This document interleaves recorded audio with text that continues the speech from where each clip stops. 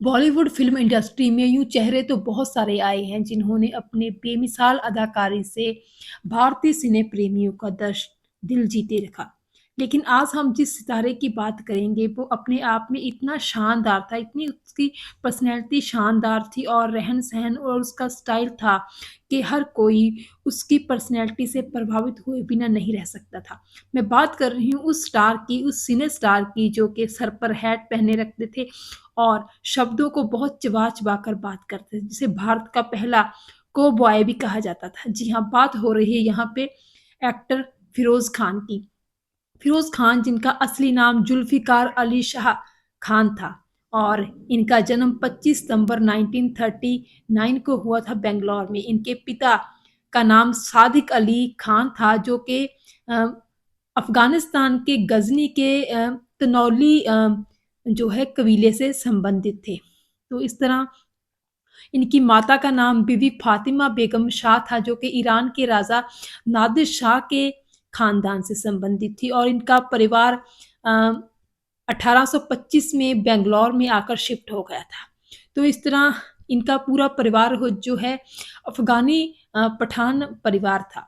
तो इस तरह इनकी पढ़ाई जो थी बचपन से ही बैंगलोर में ही हुई थी क्योंकि जन्म वग़ैरह इनका बैंगलोर में हुआ था और फ़िरोज़ खान के बारे में कहा जाता था कि ये बचपन से ही बहुत बागी तबीयत के मालिक थे।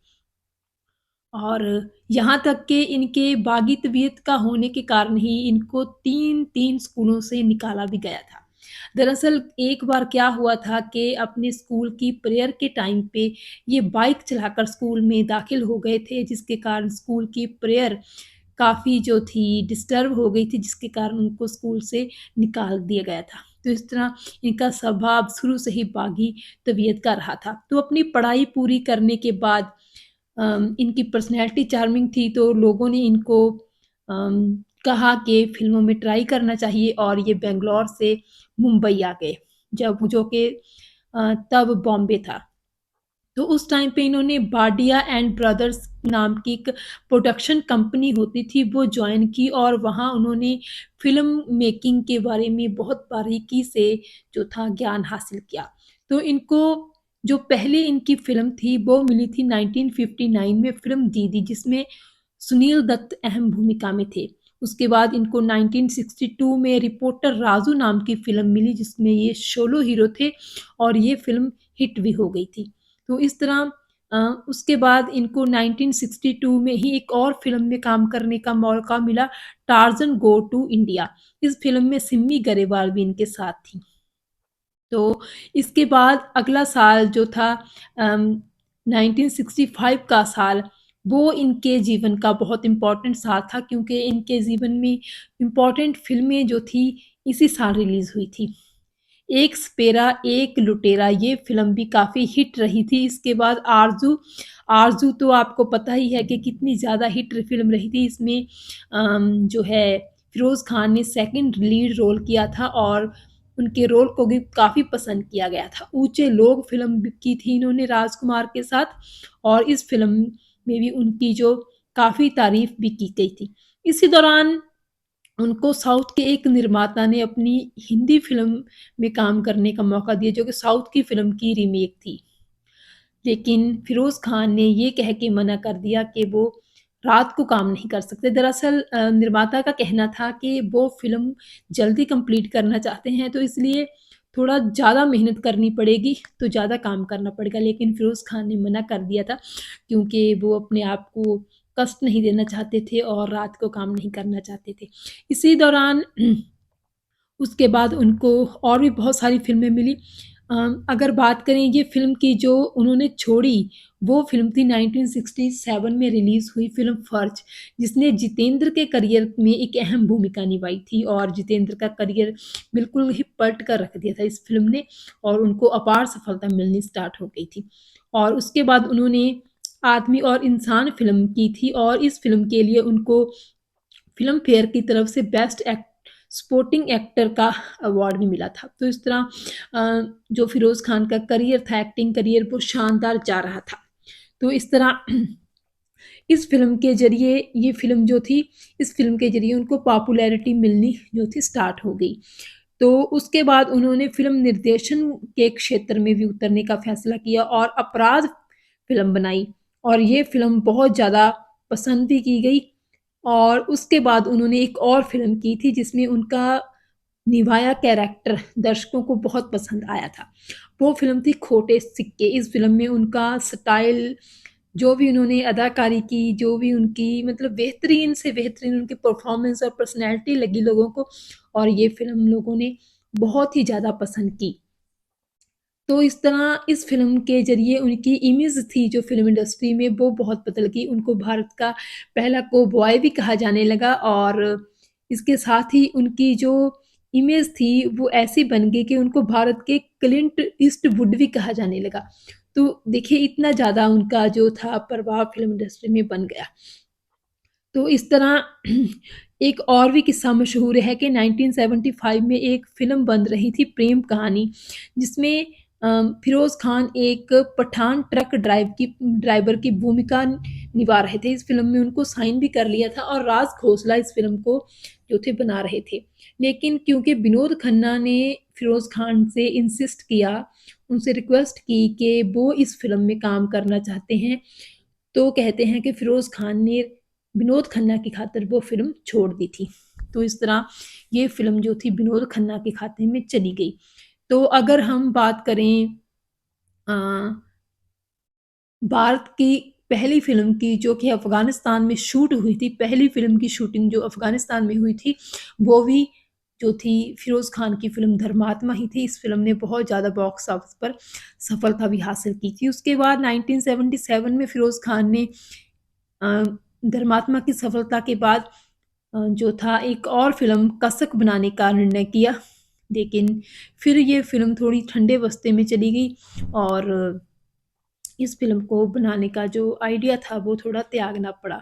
उसके बाद कहते हैं कि जो था प्रकाश मेहरा उन्होंने अमिताभ बच्चन के साथ जो था फ़िरोज़ खान को लेकर जो फ़िल्म हेरा-फेरी बनाने का भी निर्णय किया था और इस सिलसिले में फ़िरोज़ खान से बात भी की थी, लेकिन फ़िरोज़ खान ने ये कहकर मना कर दिया था कि वो संडे को काम नहीं करते हैं।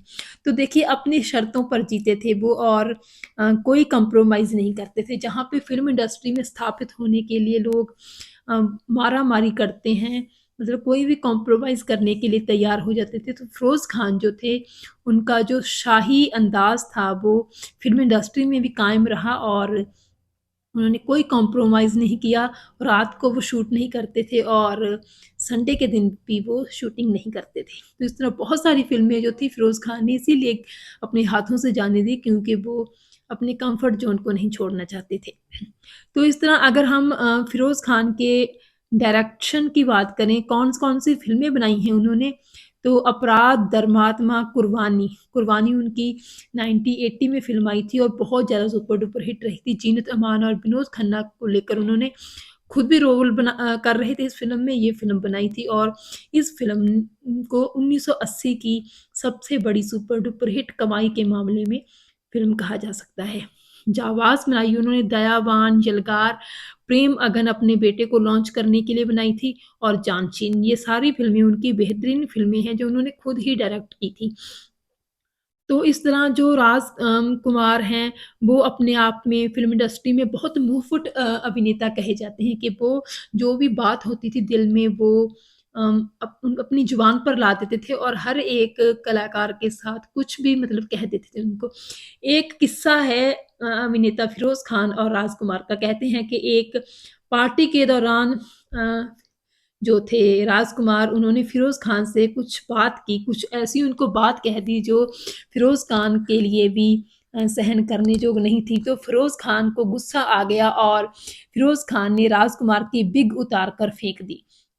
आपको यहाँ पे बता दें कि असल में जो थे राजकुमार उनके सर पे बाल नहीं थे और वो गंजे ही थे और जब फ़िरोज़ खान ने उनकी विग उतार कर फेंक दी राजकुमार की, तो जो थे राजकुमार उनको काफ़ी घबराहट हुई और वो फ़िरोज़ खान के इस बागी अंदाज़ से काफ़ी घबरा गए। कहते हैं कि उसके बाद जब कभी भी राजकुमार फिरोज़ खान से मिलते थे तो उनसे मतलब पासा ही पलटते थे, उनका सामना नहीं करते थे क्योंकि उनको फिरोज़ खान से थोड़ा डर भी लगने लग रहा था। तो ये रुतबा था फिरोज़ खान का फ़िल्म इंडस्ट्री में। ऐसे ही एक और भी किस्सा प्रचलित है फिरोज़ खान के बारे में। कहा जाता है कि जब उनकी फ़िल्म कुर्बानी सफल हुई थी, अ, कुर्बानी के एक्चुअली बनने के दौरान एक पार्टी दी थी फिरोज़ खान ने, जिसमें उन्होंने सभी फ़िल्म इंडस्ट्री के लोगों को बुलाया था और शक्ति कपूर को भी बुलाया था। तो इस तरह उन्होंने शक्ति कपूर को जब बुलाया तो शक्ति कपूर ने फिरोज़ खान के साथ कुछ बदतमीज़ी की। एक्चुअली शक्ति कपूर ने उनकी बहन के बारे में कहा कि दिल्लू कहाँ है? दिल्लू को तुम नहीं लेकर आए? तो इस बात पर फिरोज़ खान को काफ़ी गुस्सा आ गया और फिरोज़ खान ने एक जो था तगड़ा-सा थप्पड़ शक्ति कपूर के जड़ दिया। तो इस तरह कहते हैं कि फिर शक्ति कपूर ने फिरोज़ खान के साथ बात करनी बंद कर दी। फिर जब कुर्बानी फ़िल्म जो थी सुपर डुपर हिट हो गई, इस फ़िल्म के हिट होने की पार्टी दी गई, तो फिर फिरोज़ खान ने जो था स्टेज पर शक्ति कपूर को बुलाया और उनको कहा कि ये मेरा छोटा भाई है। तो इस तरह फिरोज़ खान जो थे मनमौजी स्वभाव के थे, जो भी उनके मन में आता था वो कर देते थे, कह देते थे और अगर उनको लगता था कि गलत कह दिया तो फिर बाद में माफ़ी भी माँग लेते थे। तो इस तरह बहुत सारे किस्से और भी हैं फिरोज़ खान के बारे में, उनकी ज़िंदा-दिली के बारे में। ऐसा बहुत बार सुनने को मिला है कि कभी-कभार कोई प्रोड्यूसर, कोई डायरेक्टर किसी फ़िल्म अभिनेत्री को तंग करते थे फ़िल्म की शूटिंग के दौरान या उनकी ही फ़िल्म की शूटिंग के दौरान उनकी ही हीरोइन को, तो वो काफ़ी जो थे तैश में आ जाते थे और उस प्रोड्यूसर और डायरेक्टर के साथ काफ़ी जो था उनको सबक सिखाने की कोशिश करते थे। तो इस तरह ऐसी बहुत सारी बातें हैं उनके बारे में। अगर फिरोज़ खान के शौक की बात की जाए तो बैंगलोर से 14 किलोमीटर दूर उन्होंने 23 एकड़ ज़मीन में अपना एक बहुत ही खुला-डुला और शानदार फार्म हाउस बनाया है, जिसमें हज़ारों किस्म के जो हैं पेड़-पौधे लगाए गए हैं और पूरा जो लग्ज़री सामान है, जो भी स्विमिंग पूल से लेकर जिम तक सभी कुछ जो है लैब वग़ैरह वहाँ पे बनाई गई हैं और ये जो है बॉलीवुड का सबसे महँगा उस टाइम का जो था फार्म हाउस था। तो इस तरह फिरोज़ खान का कहते हैं कि 70 के दशक में डैन बॉलीवुड में बहुत ज़्यादा पॉपुलर था। फिरोज़ खान के खुद के शिकार किए हुए 14 पैंथर्स के स्टफ़ करके डिस्प्ले लगाकर जो था दीवारों पर लटकाए गए थे। तो उनको जो था हंटिंग करने का बहुत शौक था लेकिन 1973 में जब भारत में हंटिंग करना, शिकार करना बैन हो गया, तो फिर उन्होंने भी अपना ये शौक त्याग दिया। तो फिरोज़ खान जो थे इस तरह बहुत ही ज़िंदा-दिल इंसान थे।